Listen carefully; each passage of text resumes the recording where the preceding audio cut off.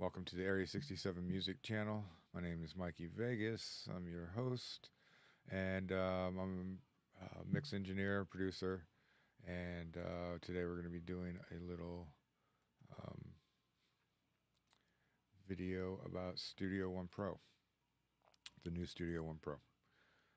So that's what today's content is going to be about. So if anybody is out there and you're watching, we're going to explore Studio One 7 Pro. And we're going to do it live and we're going to check it out.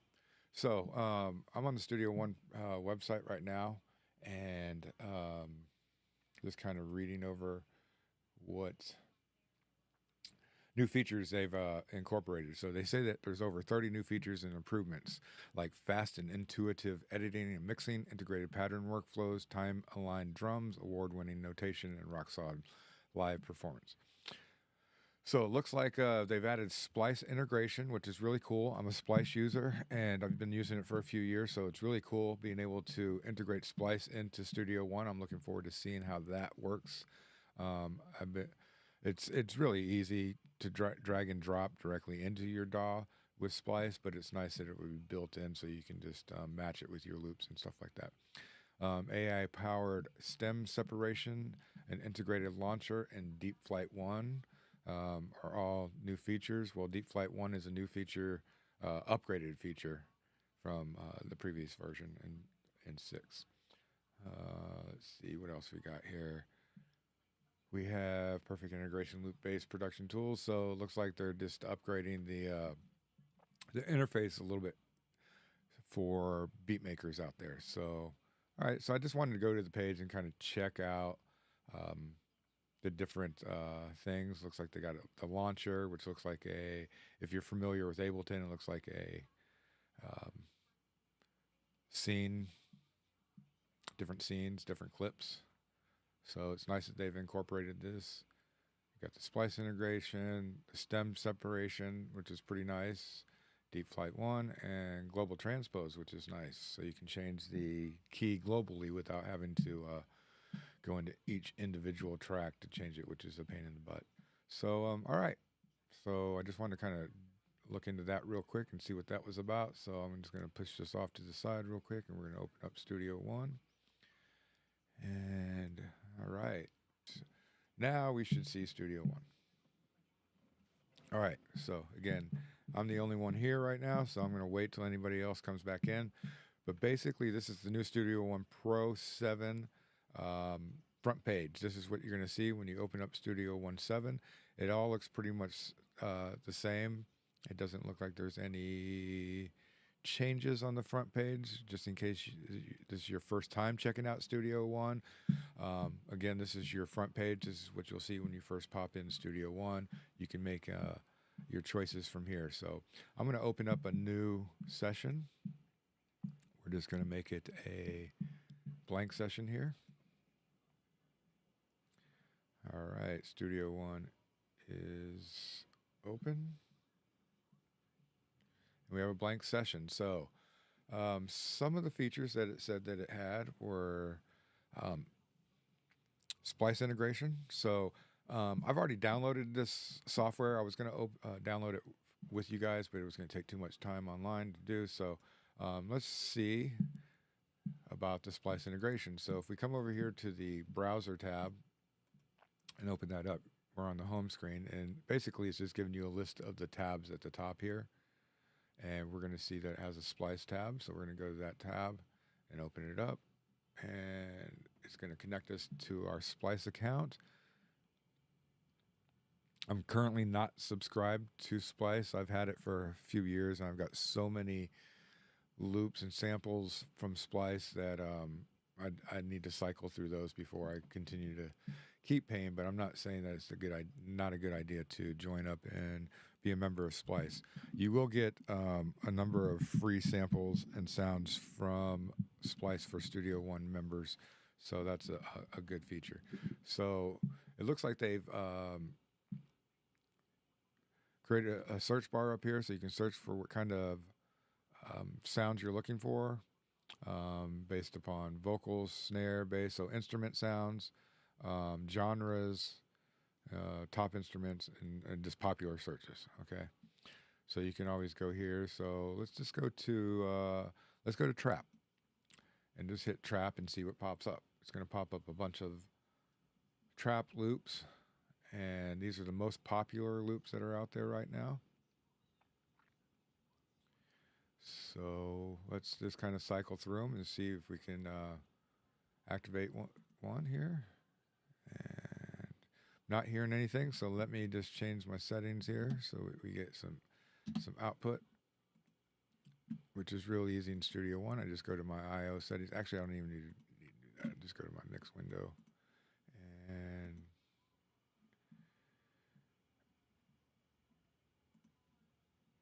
let's go to the home page and pick that output device. Here we go. And I'm using the Rodecaster as my device right now. Normally, I would not use this when recording. I use an Apollo or Focusrite Claret. So, all right. So we're back. We're back in here. We got Splice open. Let's check out some sounds.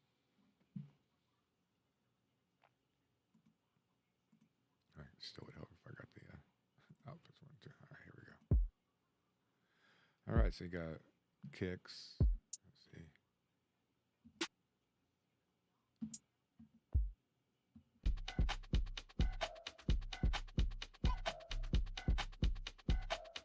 Hip hop drums.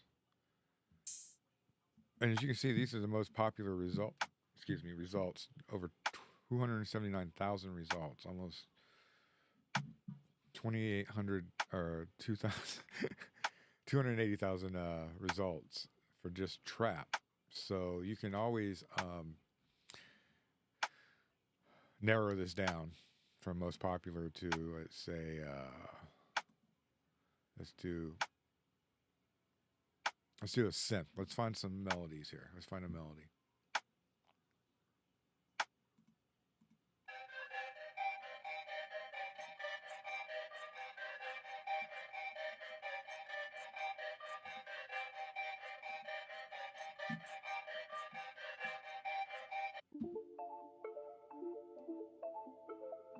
Okay.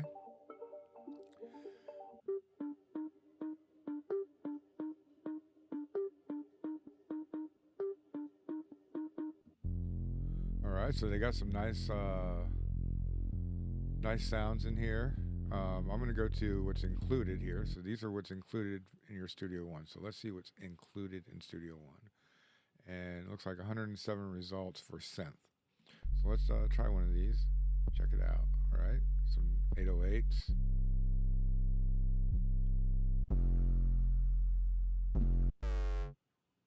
So I can see already that there's some new features here. It used to just have a play button here. Now it tells you information about that loop. So it's telling you you can add this to your likes. It's telling you what key this loop is in, I believe. Yeah, G minor. It's telling you how fast it's going. If I'm doing the BPM, if I want to go 2 times the BPM, half BPM, so half time or double time, straight time. We can time stretch those samples, and while we're listening to them, so that's kind of a cool feature. Let's hear what this sounds like double timed, or let's hear half time. Let's go back to straight time, and let's change the key. See if we can make it an F. Okay, so it's pitch shift the loop down by 2, so you can actually find a loop, even though the loop wasn't originally created. So you can turn transpose on or off. So that's what this is. So you can actually transpose the loop to whatever key that you're working in, which is really cool. Really cool feature. That's super cool. Transposing the loop into the key that you want, or at least audition in the key that you want it to. So in Studio One, if you're not aware of this, when I'm sampling loops, if I were to go to a drum loop, let's go to just hip hop and take off synth.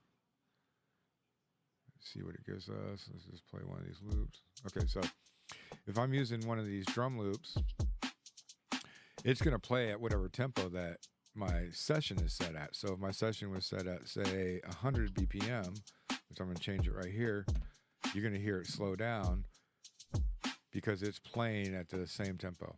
So you can audition the loop, even if the loop was created at, say, 175 BPM, it's going to or time stretch to the loop or tempo of your session. So that's a really great feature that's always been included in Studio One. That's a little slow. It's kind of annoying. Let me go ahead and put this back to 130. So that was already built in, but now having the audition loops in the key that you want, that your session may be in, that's a game changer. All right, so we've got that going. So that's pretty cool. So I'm going to take this loop and just drag this in as a file, since this is one that we're able to use. So with the new Splice integration, you're able to use these included loops that come with Splice, the Splice integration, so you don't have to have a subscription at the time. But if you want to unlock all the thousands and thousands and thousands, like I showed you just a minute ago, over 180,000 loops for just trap, the trap genre, then it's definitely well worth it. And they have more than one subscription plan available. They have different price ranges. So if you're budget friendly to, I don't care how much money I have to spend, I can blow it. So they have whatever works for you. So that's pretty nice. So all I had to do is just drag the loop in, boom, it downloaded it to my hard drive so that I have the file, and now it's a part of my session, and I can go and time stretch this now so that it follows the time stretch of my session.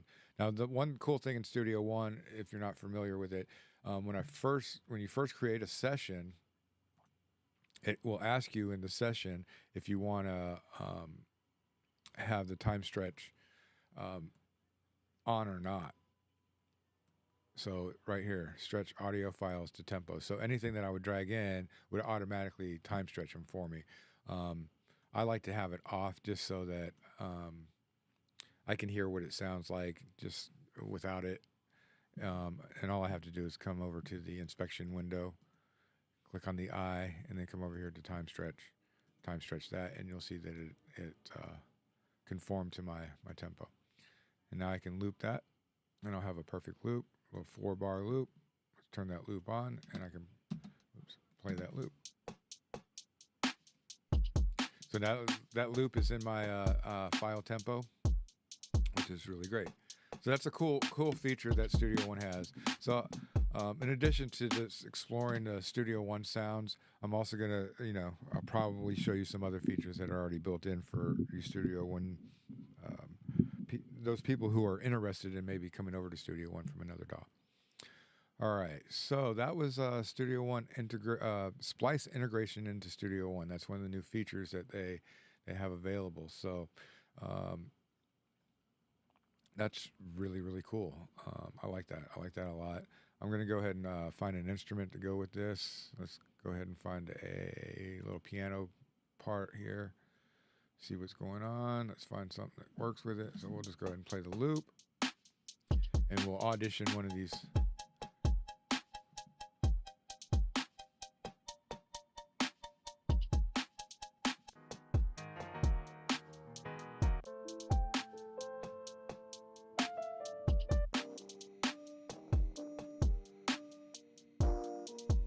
All right, so we're just going to drag this little loop over here. Something simple. So I'm dragging it in, and like I said before, I don't have the time stretch on, so it's going to be a little out of tempo first. So I'm going to go here to the inspector window, turn on the time stretch feature, and boom. I'll just go ahead and double this, and let's create an 8-bar loop. And if you're in the chat, if you're watching this video, I appreciate it. If you can go ahead and give it a thumbs up, it'll help share it with the rest of the world so they know that this video is going on. So it looks like the original loop for that is really 4 bars, so I'm just going to go ahead and do that. Keep it at 4. All right, so that's the Splice integration. Splice integration with Loop, with Studio One. Really cool. All right, one of the other things that Studio One says it has now is, what did they call that feature? Let me check real quick what they call that feature. Let me move over to Google real quick, just to check it out. Let's see. So you got Splice integration, the launcher. Okay, the launcher. That's what we want to check out, is the launcher. So they have the launcher. So basically what the launcher is, kind of like clip edit or clips or scenes in Ableton or FL Studio. So within Studio One, we have an arranger window. So basically you can create like an arrangement so you can know where your different parts are. So I'm just going to make this real simple, and I'm going to say that the intro is the first bar and the verse is the second bar. We're going to throw a chorus in the third bar and a bridge in the fourth bar. So now we have an arranger set up. So in Studio One with the arranger, you can basically say, I want to add another verse. So I can just grab this and with my command key, with my option key, I can grab it and drag it and insert it in between the chorus or the bridge, or I can have a double verse, and it will copy and paste that column, that section, into wherever you want it to go. So if I want to move this whole column and say I want it between the bridge and the chorus, I can do that. So now we have an intro, a verse, a chorus, a verse, and a bridge, which is really cool if you want to try to audition to see how it sounds by doing it that way. But with the new launcher that Studio One has created, it makes it a little more user-friendly and a lot like some of the other software that you may be familiar with. So they put this up here, and it's called the launcher. You'll see it right up here, and we'll click on that, and you'll see that we got some boxes here. So basically what you do is you come over here and you just grab whatever section you want and drop it into that box. And now you have that clip right there. I think I actually doubled it there. So say I want the intro right there. Let's grab the chorus and drop that right here. Whoops. And say I want the verse over here. That was the verse. Say I want the bridge section. Drop that in. Gives me the bridge. And then one other one. What do we got? We got the intro, verse, bridge. And let's get that chorus in there. And I think you can drag it all over at one time. But we're exploring this for the first time together, so we'll figure it out together. All right, so now I could come over here and just audition these clips just by clicking on the different sections. So as soon as this one loops out, it'll come over here to this section. So I want to see what it sounds like after the bridge, or after the verse with the bridge. And that will come on next. And then you have different clips for the intro, so you could build a different, maybe drag that over there.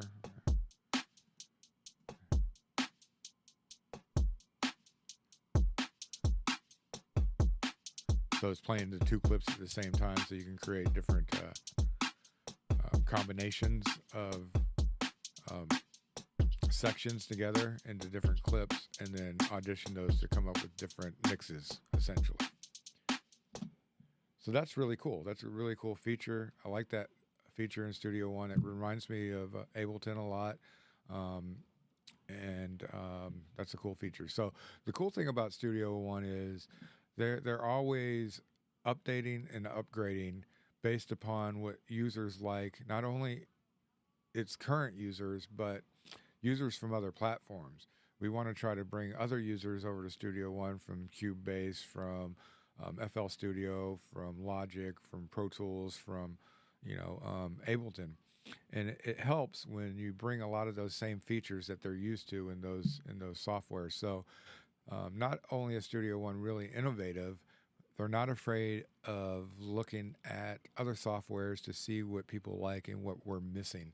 And I got to say, with Studio One Pro 7, they're fulfilling some of that missing stuff that we would like. So this is one of those features. So launcher, you just turn it on and off. It doesn't have to be there. It isn't part of your whole section.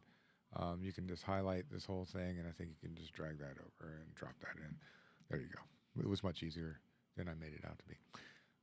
So very cool feature. I'm just going to undo all that real quick. Like we never even did this. There we go.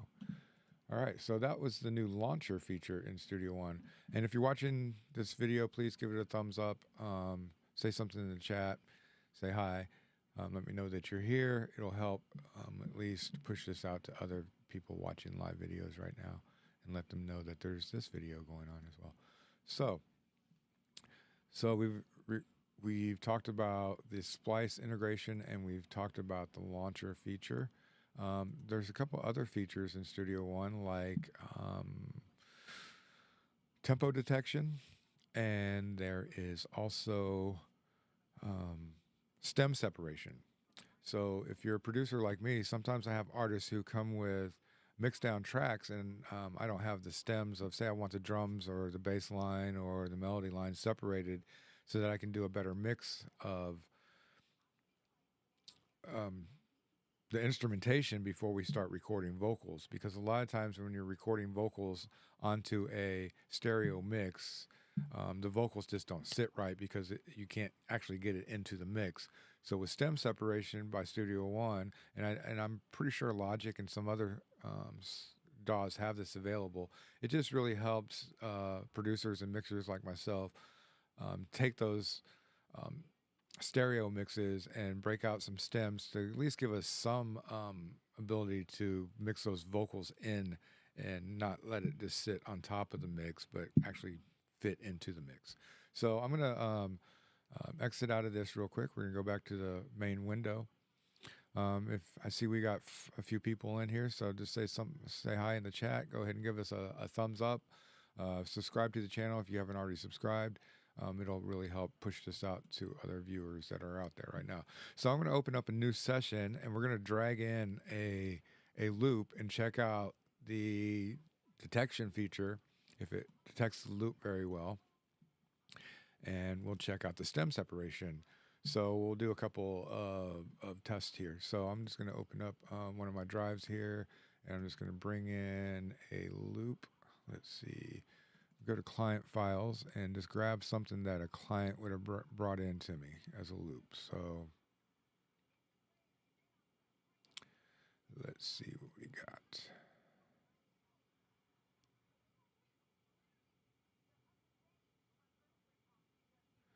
Let's see what this is. This rock wizard loop.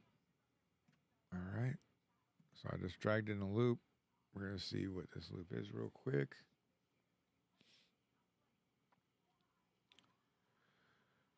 If you're just tuning in, I'm dragging in a loop into Studio One, the new Studio One 7 Pro, and we're going to check out the auto tempo detection feature.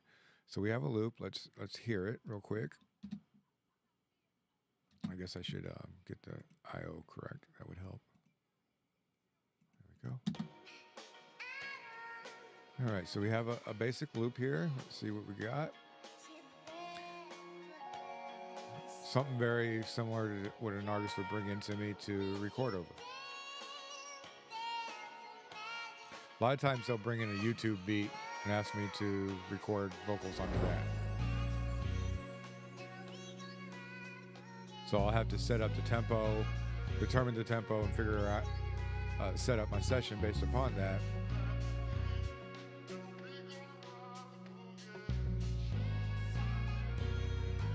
Hey, yo, Jeff, this one broke my heart. Okay, so we don't have the tempo set right now. My session is set up at 1:30. This is playing at the tempo that it was recorded at. So let's open it up and see where detect tempo. Okay, right there. So we're going to detect tempo. So it's detected the tempo. I'm going to open up a tempo track up here, and all you have to do is click and drag, and you'll see it turns into a plus. I'm going to drop it onto the tempo track, and it will automatically change the tempo to whatever that tempo that it was detected. So you can see up here at the top that it's transposed it to 95 BPM. So that's what our tempo has been set at down here. And when I play, it plays at the speed it was. But if I turn on our click track, that saves a lot of time, and you'll notice all the way to the end of the file that now it lines up with my template on the back, or my grid lines on the back. So you see it ends at 73. So that's a good indication that it's in tempo. So let's just go ahead and do it midway through. Take a listen with the click track on.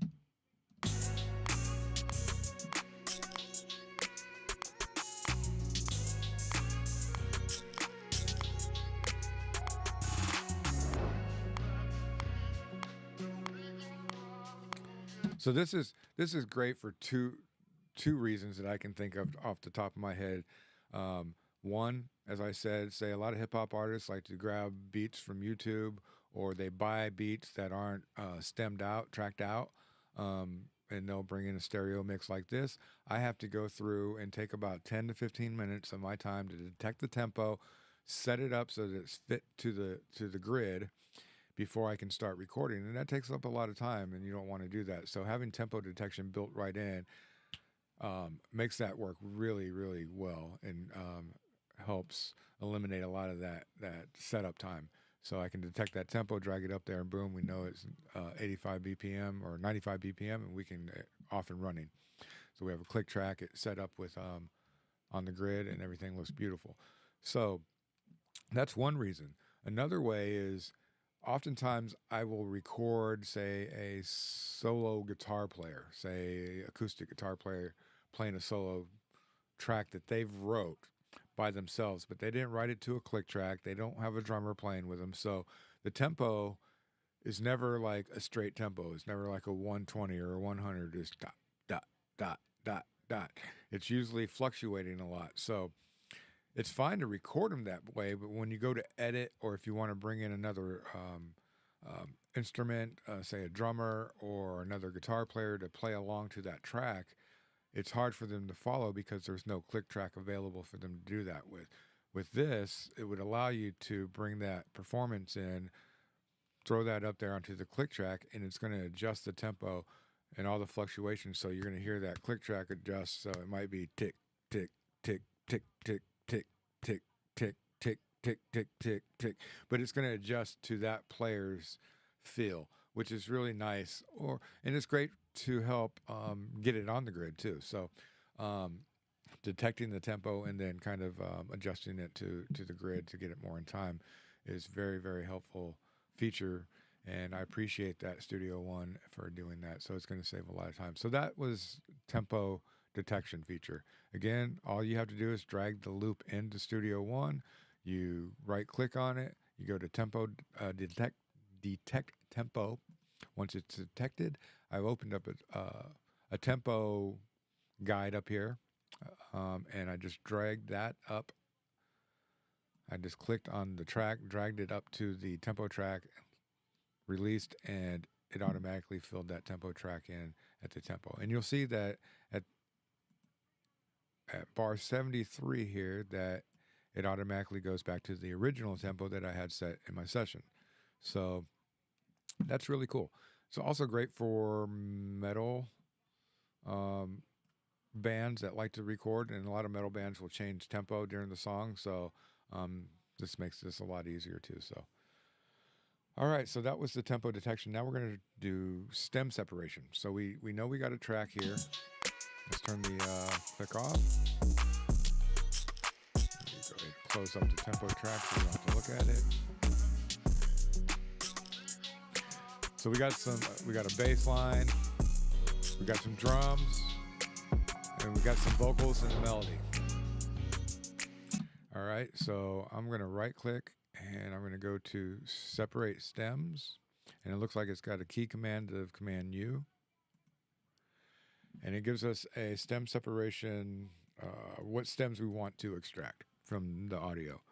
So it's already pre-selected all the stems. You got vocal, you got drums, bass, and other, which would probably be your melody keyboards, or you can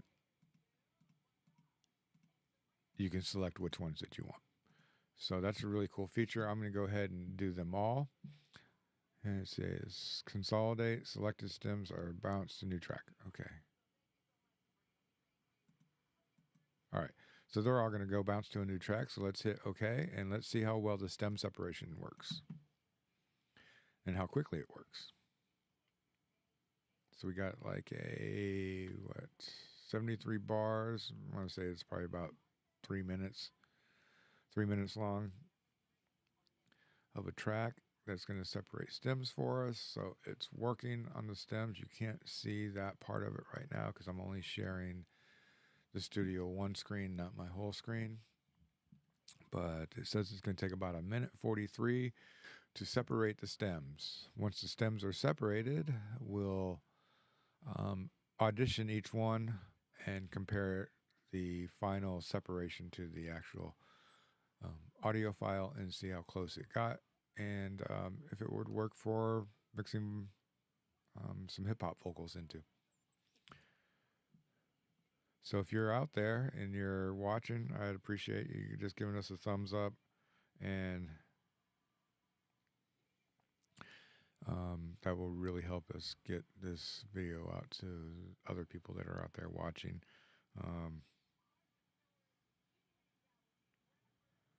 Just texting my wife real quick, let her know that I'm in the middle of a live stream. She's at the doctor's right now getting tested for some stuff, so Godspeed to her. She'll be home soon. And we're almost done. It says 11 seconds. 5, 4, 3, 2, 1. All right. So we took this loop right here, and we separated the stems from this loop. And so let's hear what we got. Let's hear the whole as a whole. And it looks like it muted out the original track.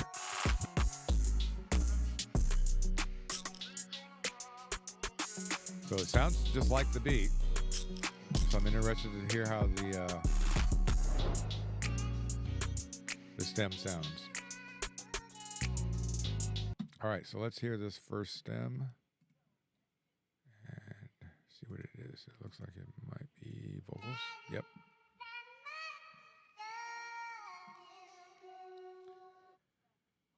So it's separating the vocals onto this track. So I'm just gonna. Oh, it's already called it. It's already called it vocals.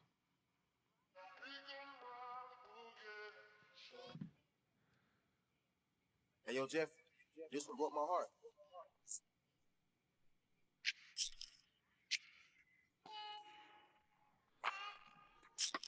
So there's a few artifacts. It's going to be really difficult to pull certain overlapping frequencies.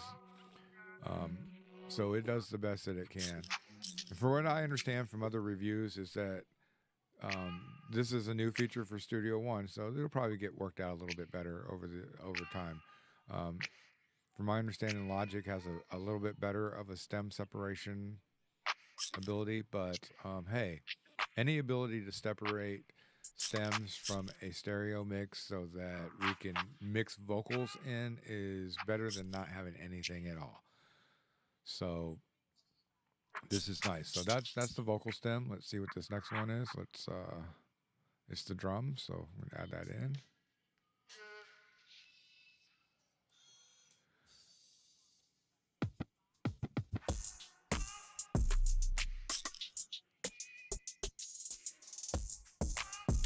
Okay. Now the drums with the vocal stems, those artifacts start to go blend it now a little bit better because the rest of the part may be there a little bit. So like hi-hats and snare drum, those are sharing the same frequencies as, say, a vocalist, especially a higher vocalist in the 1 to 2K range. So you're going to find some artifacts there, especially when we get to the melody. So let's add the bass line in. Let's hear it on its own. Hey, yo.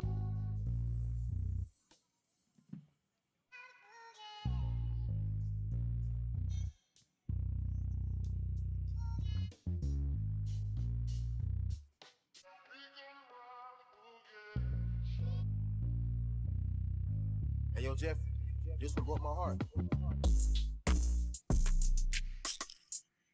Yeah, this is nice. I can do this.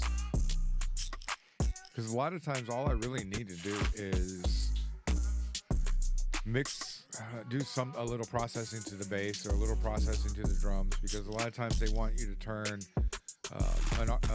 a client may want you to turn up the bass or turn up the kick drum a little bit. They want a little more of that thump, and if I turn that up, it turns everything else overall up of the mix, and then the vocals still don't sit right. So then I got to readjust the vocals so that they'll sit right.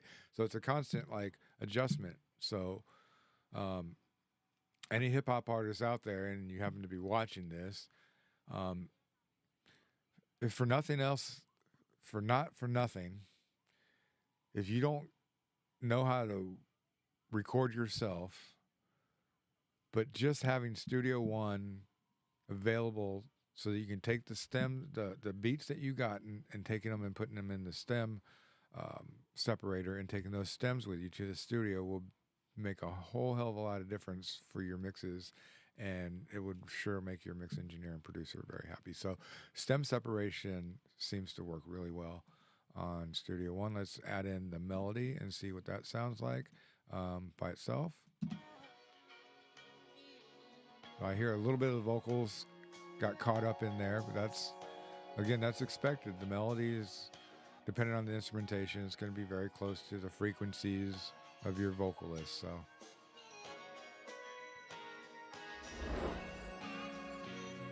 but again, like I said, it's going to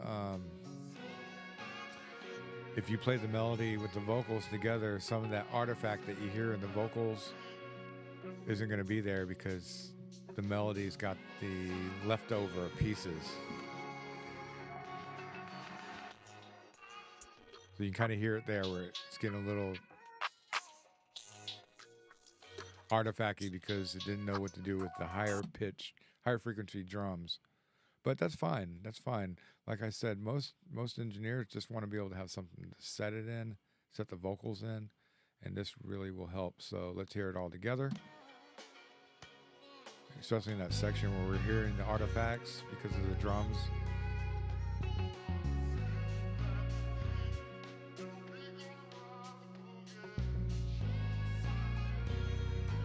Hey, yo, Jeff, this one broke my heart.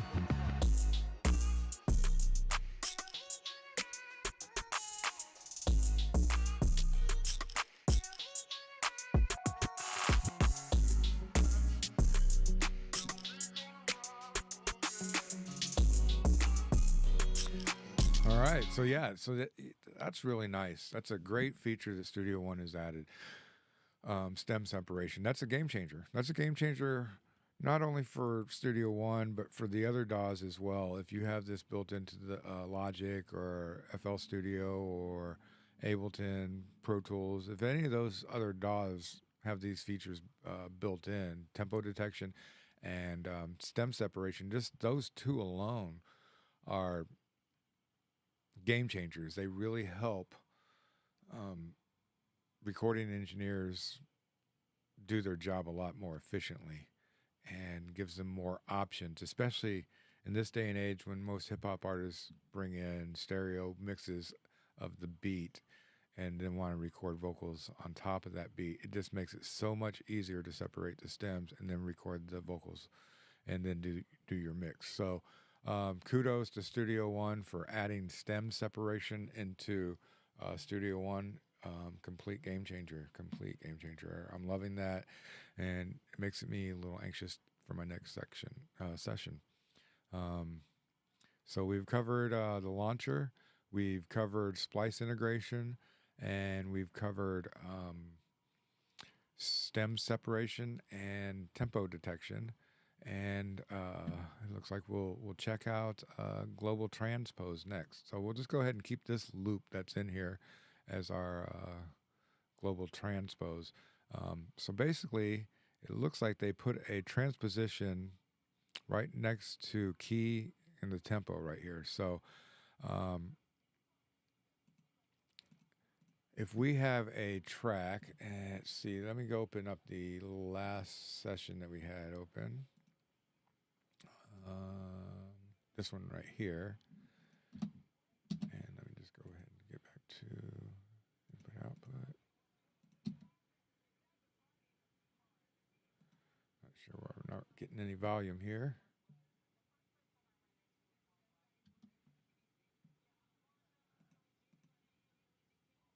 For some reason, these are all grayed out. I'm not sure if they're muted or what.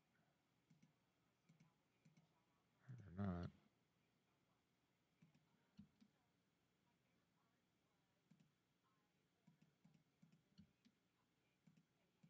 All right, let's go to the other track. No biggie. So with the global transpose, basically, say you have a session where the whole session you're recording is in the key of A, all right, and you have a singer that comes in and she sings better in A flat or I mean a B, A sharp or a B, or she sings better in D minor. You can globally change the session so that every track is transposed to the current key that your singer wants to sing in. Essentially, that's what global track transpose is. So if you open up the inspection window, on every track, you'll notice that there is a, let's see, follow global transpose right here. So if I check on that, then each track will follow along with that global transposition that I would set down here in the main menu. So all you would have to do is highlight all the tracks like that, hit your inspection window, and if you do one, it will do it for them all. So if I unhighlight and just click over to them, it should all be, and of course they're not like I thought, so we'll just go ahead and highlight and check them ourselves. Okay, so all 4 tracks are changed. So we're going to say, let's transpose this. We're going to transpose this down. Let's transpose it down 2 semitones or 2 tones. 2 keys. I'm not sure if these are semitones or, yeah, semitones. So we're going to transpose it down by 2 semitones. Hey, yo, Jeff, this one broke my heart.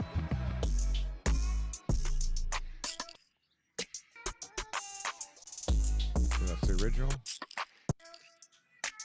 We're transposing it down by 2. Let's go 2 more.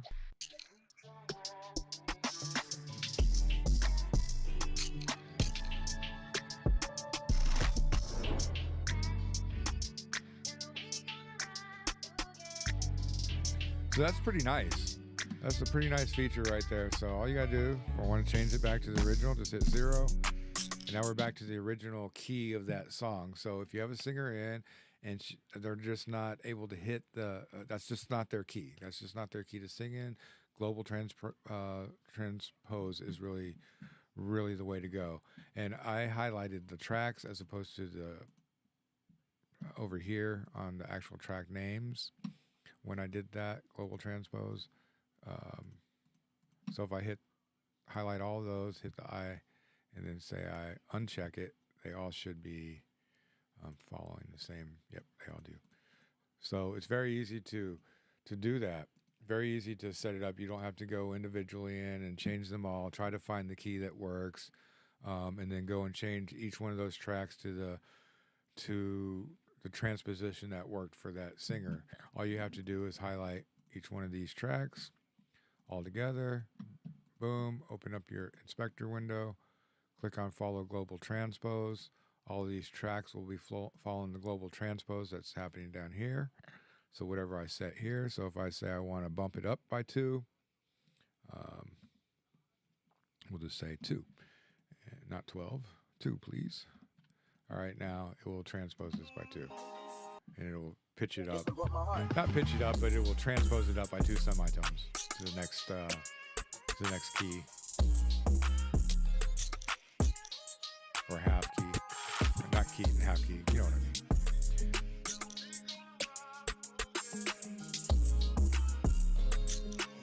Let's try it at 4. It's going to get really. Yo, Jeff, this is what my heart.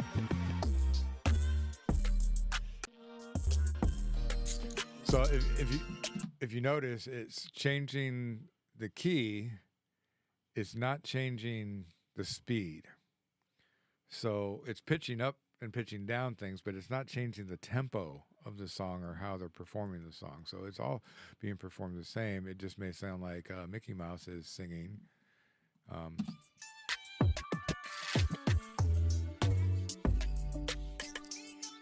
then you'll hear the instrumentation also key up or down depending on the amount of semitones you go. So let's do a -4. So it's just instantaneous, and that's beautiful. You got to love that about Studio One, incorporating that feature in there. So that would be global transpose. So we've covered most of the main features of the Studio One. Let's pop over there to the Studio One page on Google, and let's see what they're talking about over there. So let me open that up real quick. Do I even still have it open? Yep, I do.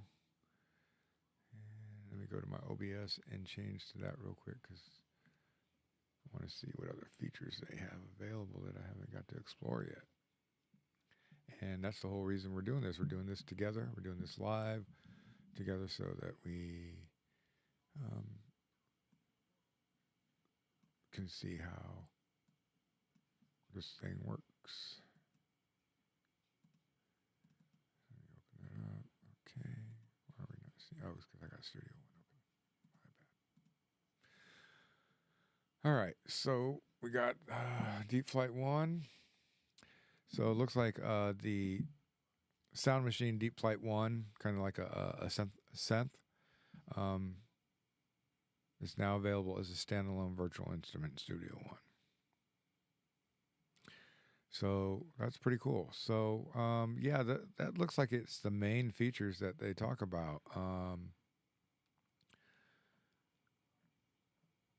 Splice integration, the launcher, stem separation, Deep Flight 1, and global transpose. Now I've used Deep Flight 1 a couple times. It's pretty nice synth. If you're not aware, there is compositions available, so you can go and get actual printouts of your music as well. And this is notation, which is it used to be a Studio One add-on that you would add on into Studio One, but now it's a part of Studio One DAW. And then a bunch of new effects. They've probably just upgraded most of their effects and everything. So, all right. So I'm going to go ahead and pop back over to Studio One real quick. Let me go ahead and change that in my OBS. Let's go ahead and open up Studio One. Close that one real quick. And I'm going to go and close these real quick. So we've experienced the new features in Studio One, and I'm going to say And no thank you to that one, and no thank you to this one. All right, so now it's going to open up one that I opened up yesterday as one of my first look arounds within Studio One, but I didn't do too much in there with Studio One when I opened it up. But I started working on a little beat here on this one. Let's see what we got.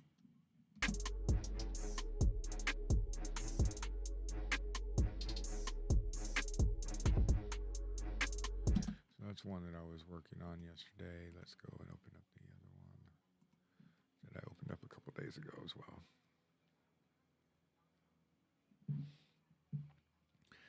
So this is a beat that I've been I started working on in the new Studio One. So I dragged over this loop that I found. It was an Illmind loop. Illmind, the producer, put out a loop and just wanted to see if you could add anything to it. So I dragged the loop in. I detected the tempo. The tempo was 112. And he's got it built into his titling, naming of the loop, which I like to do whenever I create a loop. Is I like to put the tempo in there as well as the key that the loop is in, if it's a melody. That really helps producers so that they know what they've got. So yeah, we time stretched this so it's following our time. So it was at 112 was the tempo, and I time stretched it. So now it's following whatever tempo my session is at. So I liked how it sounded at 130. So it's just a little like trap sounding beat or melody. Not even really a melody, it's just a little bass line, I guess. And I just started adding some drums to it. So I added a kick yesterday. More of an 808, so you can hear it. Then some other kicks.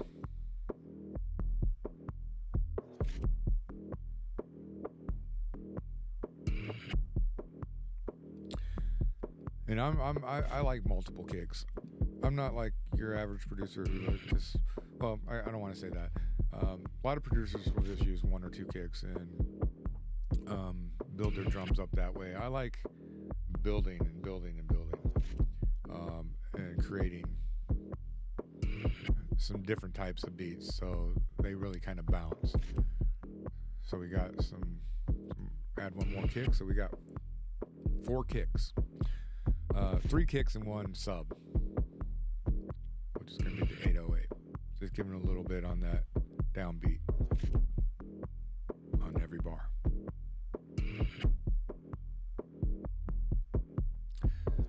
Just a little 808 sustain throughout the beginning of every bar. And then we added in some hi-hats or some snares.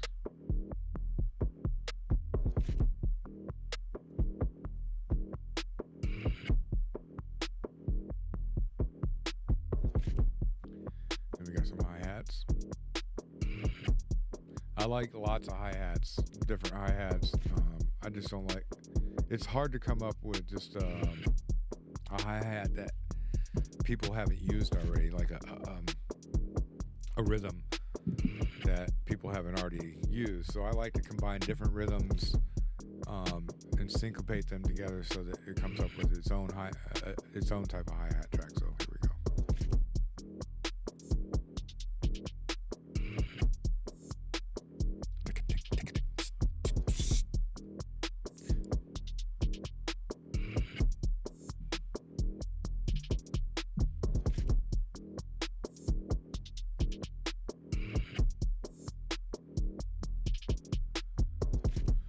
So we add some cymbal, a little ride cymbal in there, give it a little.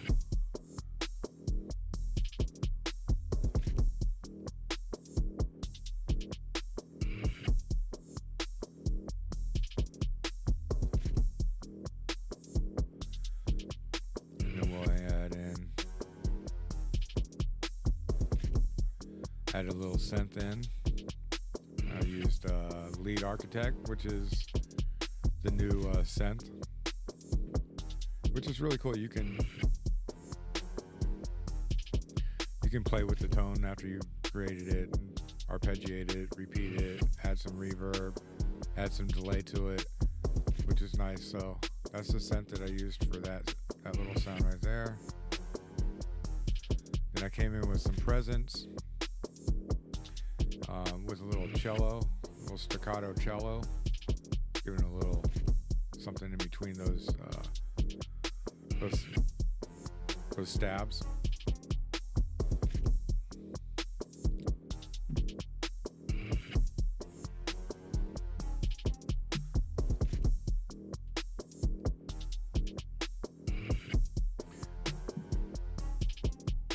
So I was thinking about adding in another cello, but a different kind of,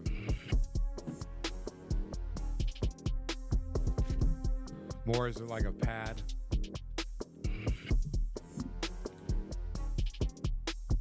Something like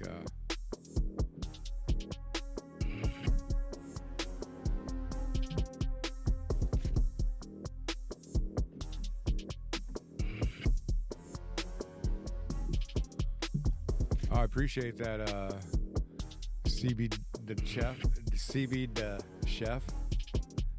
Yeah, Studio One 7 is dope. I'm really loving it. Good stuff. Appreciate you checking it out with me. It's my first time checking out Studio One 7 Pro. I've been a Studio One user since 3, migrated over from Logic and Pro Tools, and I have not looked back since. So welcome to the party, buddy. Yeah, I went over all the features earlier, and the new features, and now just hanging out, making a beat. What's everybody out there doing today? Any new beats that y'all are working on? Love to check them out. Send them over in the chats. Let's collab. I'm always open to collab. I appreciate you tuning in, brother. I really do, man. I'll be doing more of these live sessions on a more regular basis, because it seems that YouTube likes it when you're live and not just posting videos anymore. Definitely cook up something. Got to get in the lab, man.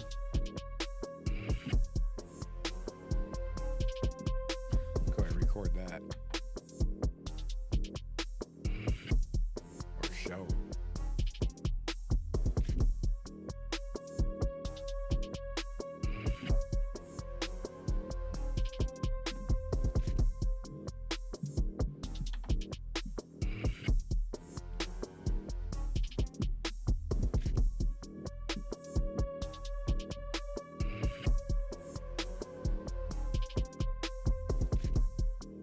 Add a little shift there, a little wobble to it. Give it a little bit of airiness to it, huh? That's kind of what I'm looking for there. Record that.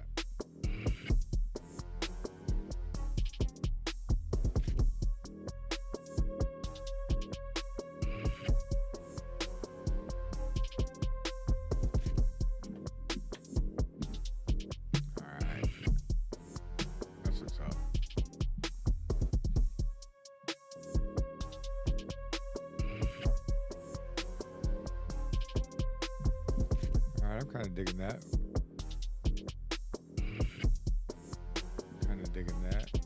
I'm going to go ahead and try to...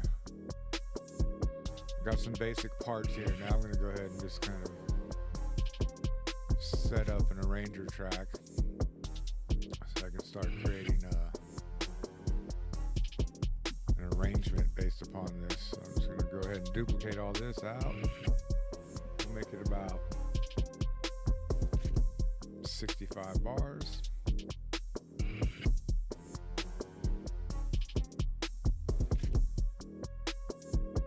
And then we'll create an arranger track to create an 8-bar intro. I'm kind of picky. I like to color my arrangement tracks to what I'm working on. Oops, don't want to do that. Let's just undo all that.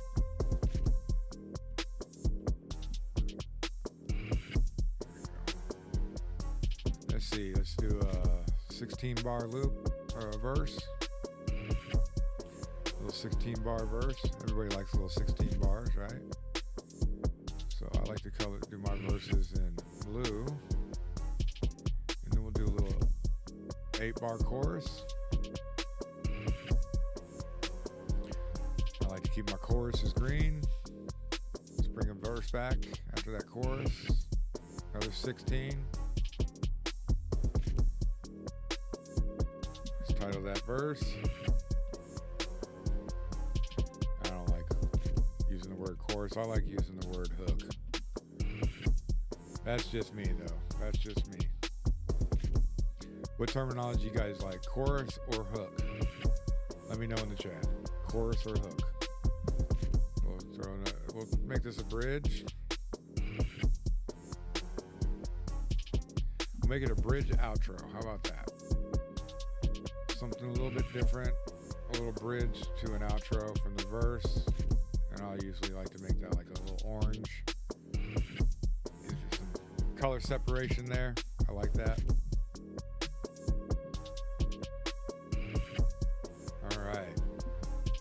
So generally I like to, once I create kind of like a little foundation of my beat, before I start adding melodies and stuff like that, I try to create some kind of arrangement, a format, so that I can build it, right? So you don't want everything just popping in the intro and everything in the verse and everything in the hook. You don't want everything all the way through, right? So you want to add elements, take out elements and stuff like that. So this kind of gives me that opportunity to do that. So the verse is probably going to have most of those elements in there. So I'll probably take out maybe the melody at first. So I'm just going to mute that real quick to see how it sounds without the melody on. Whoops. And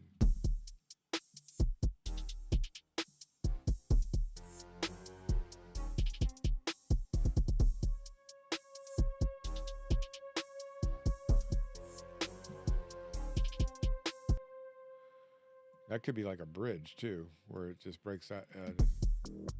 Doesn't have this little kind of bass line. So this bass line isn't that.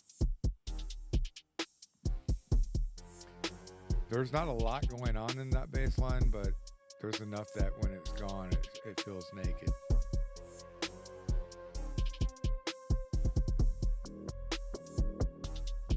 So I'm going to unmute that. And maybe there's something else I don't want in there. Maybe I don't want the drums to kick in first. So let's just start getting rid of some of these right here. See what we got. I don't mind the 808 being in there. Let's see.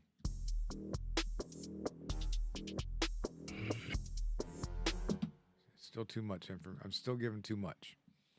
Giving too much of what I'm doing. You gotta tease them a little bit in the intro. Give them just little elements of what your beat is gonna be, and kind of tickle them, tease them a little bit with it. And then you want to slowly add those instruments in so that it kind of builds up. At least that's how I do it. I like to do it.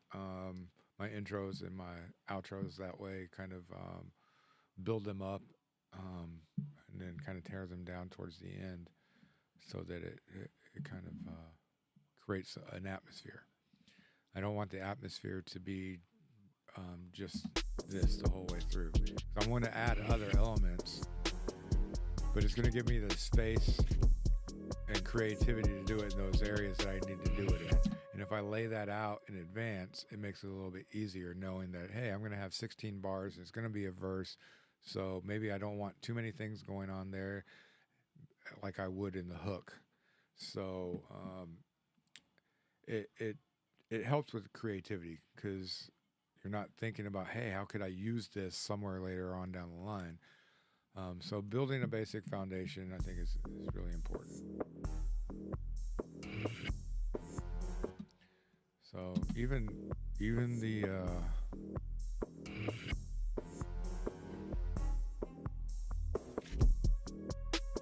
see, I'm not sure I want even the lead architect coming in yet, so I'm just going to delete that real quick.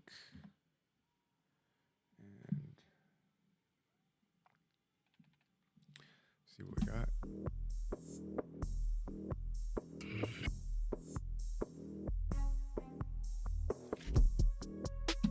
See how that's already kind of creating an atmosphere because you're not giving it all up at the beginning. So, and I still feel like it's a little too early for some of this. So, take these kicks out.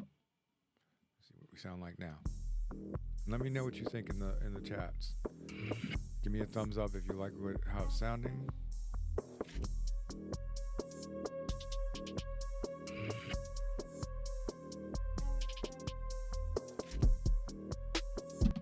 So I'm kind of digging that, to be honest with you. I'm kind of digging how that sounds.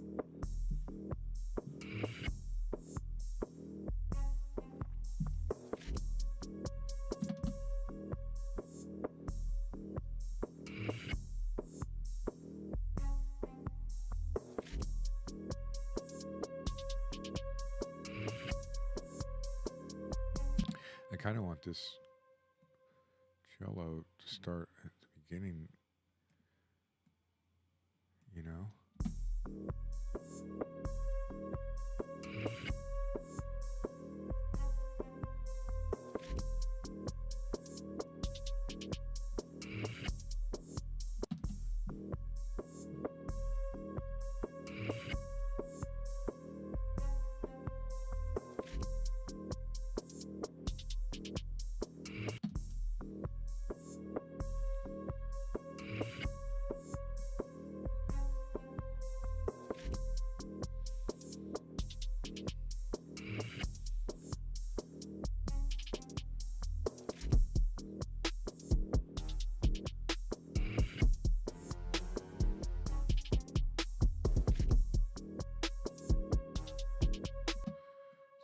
I'm thinking now that these should be at the beginning of each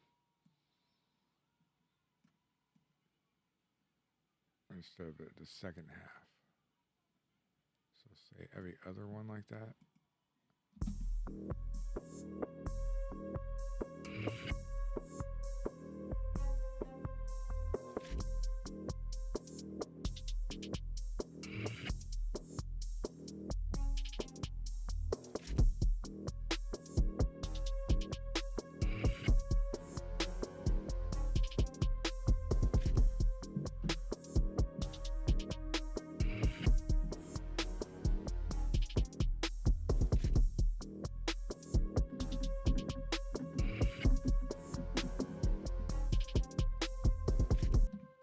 Now that feels a little bit better. That feels more like it's giving you a little idea of what the song is going to be like, but it makes you engage. You want your listener to be engaged. You don't want to give them everything all at once and then we're like, okay, well, I heard everything that's going to be in this song in the first 5 seconds, so no need to listen any further, right? It's not very engaging when it's like that.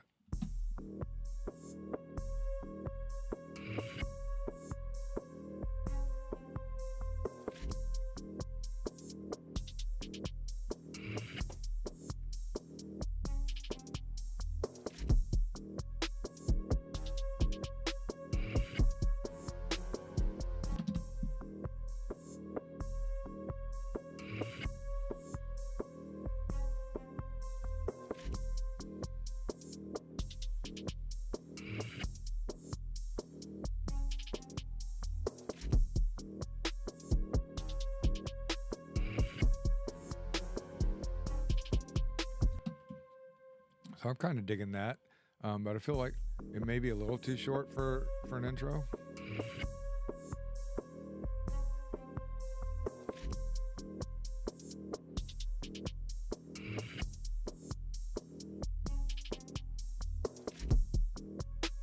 Wonder if it should be a 16-bar intro, kind of repeating that.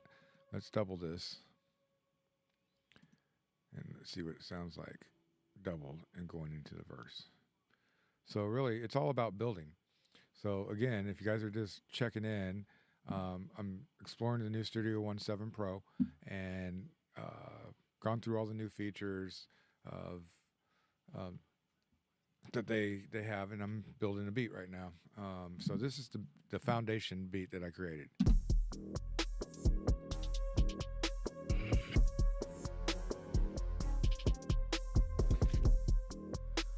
So it's just the very beginning of the beat, essentially, where I've got the drums, I've got kind of a little bass line. I got an idea of how I want the atmosphere to be before I add any melodies or any other instrumentation. So it's kind of the bare bones. And basically what I like to do once I create that bare bones is create an arrangement of how I might want the song to be. So I created an intro, a verse, a hook, a verse, and a bridge outro. Little weird, but sometimes people do that. Just so you can get an idea of how taking the basic foundation of a beat and creating an intro, creating different parts of your arrangement, and taking pieces away, adding pieces back, and just creating an atmosphere for each section will help make that foundation a little bit easier for me to create melodies and stuff like that for different sections. So obviously in the intro you want things to be a little bit of a teaser. You want to bring instruments in slowly and introduce them. You don't want to bring them all together at one time. So that's essentially what I'm doing, is I'm trying to take this section and introduce it in the intro without giving up all the parts. So trying to create something that sounds decent. Let me know what you think in the chats. Give me a thumbs up if you're watching and this appeals to you. It will help share this video with other artists out there that are doing the same thing.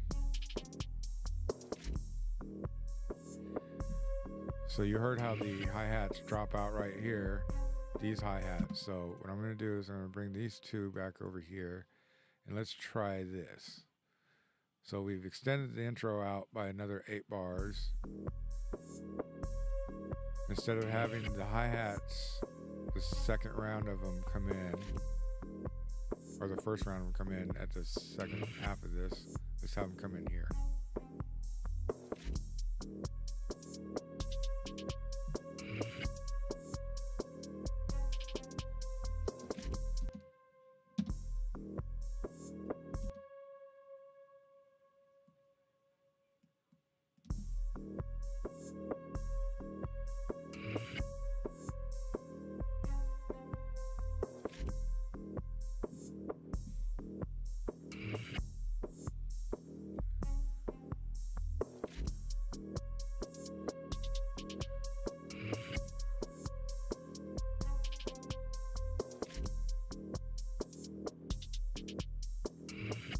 There we go.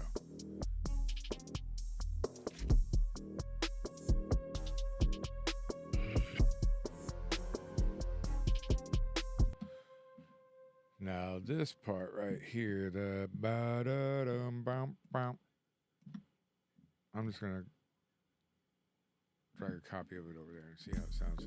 Maybe we should bring that, introduce that section in the second half of the intro. So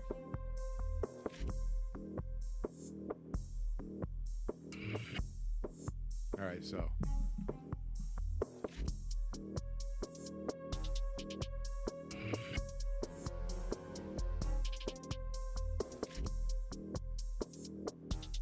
okay, so basically what I've done is I brought over this beginning lead bass line kind of part.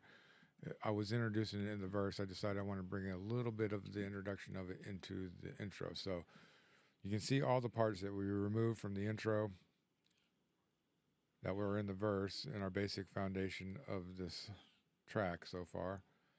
And we've reduced it down to some basic elements and just start introducing them and creating the atmosphere and the mood for the song. So sounds like a good 16-bar intro going into a verse. Here we go.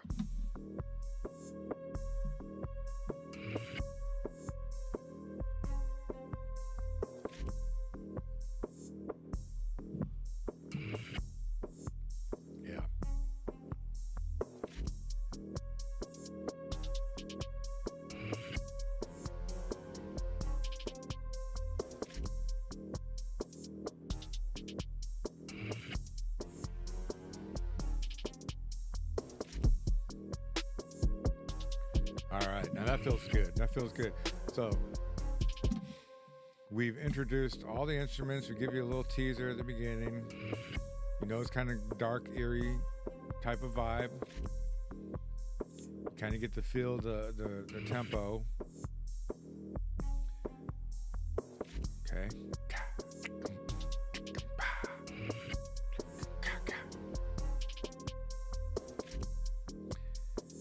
And the intro can be reduced down at this point, this part of the intro, to be honest, and then go right into the verse. So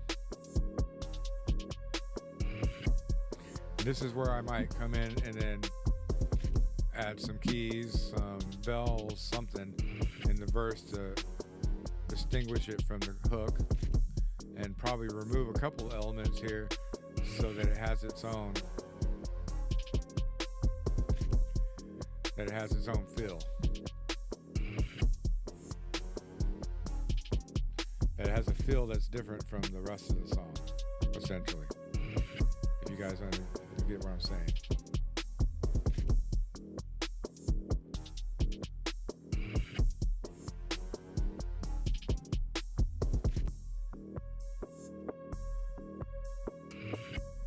So there you go.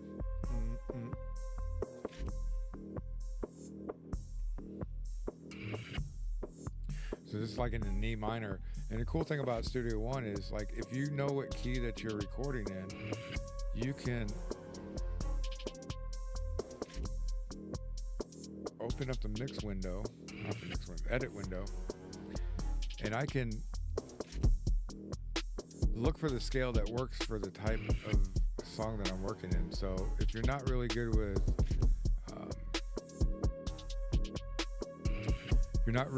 with theory, and you don't know scales or what's going to sound right with this, but you know the key, then you can actually go in here and find the key. Looks like we're having a test, an alarm test for our city. If you can hear that in the background. Sorry for that noise. I'll try to block it.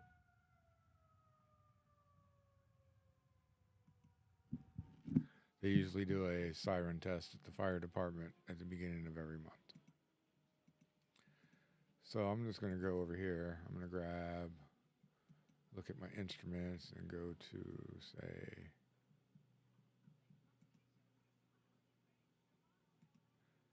let's go to some leads, drag in a lead here.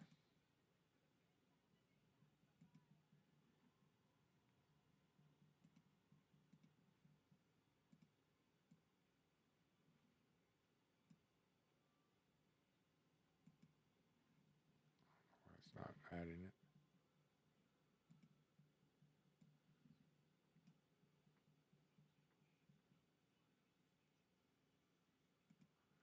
What's going on here, Presence? Why are you not working?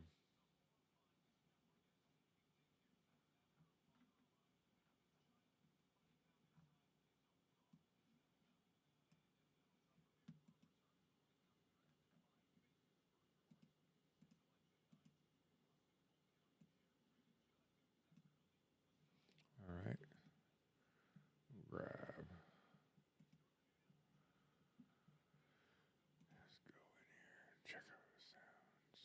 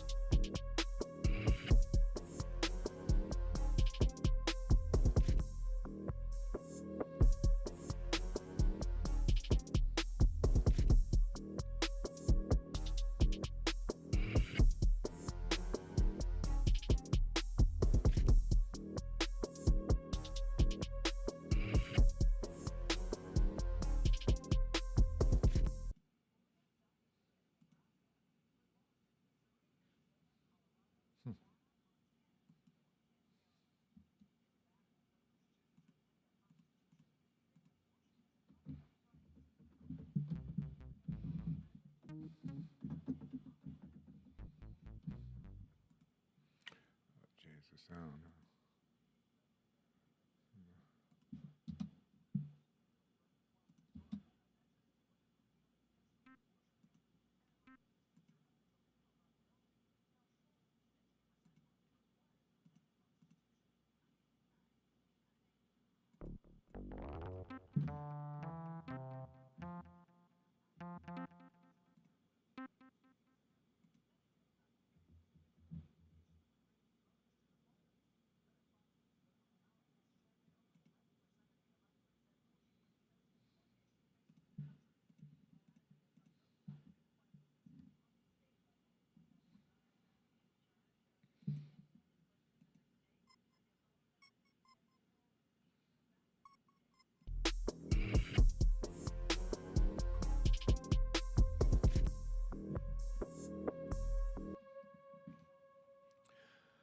All right, everybody. So that does it for today's exploration of Studio One Pro 7, the new version by Presonus Studio One.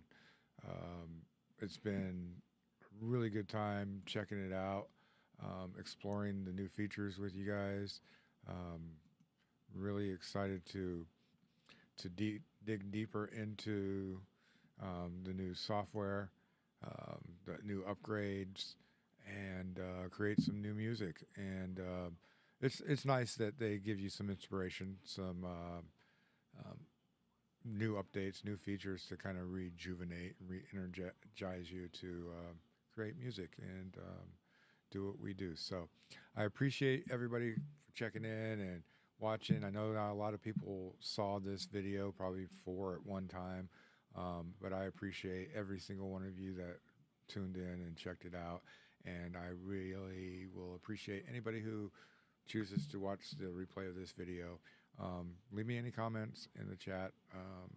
Let me know if you like this video, if you'd like to see me do more of these live videos, live streaming while making music, exploring some of the software, some of the new features, or any of the live tutorials of Studio One. So let me know, and we'll talk to you soon. Thanks for tuning in, and peace out. We'll see you next time.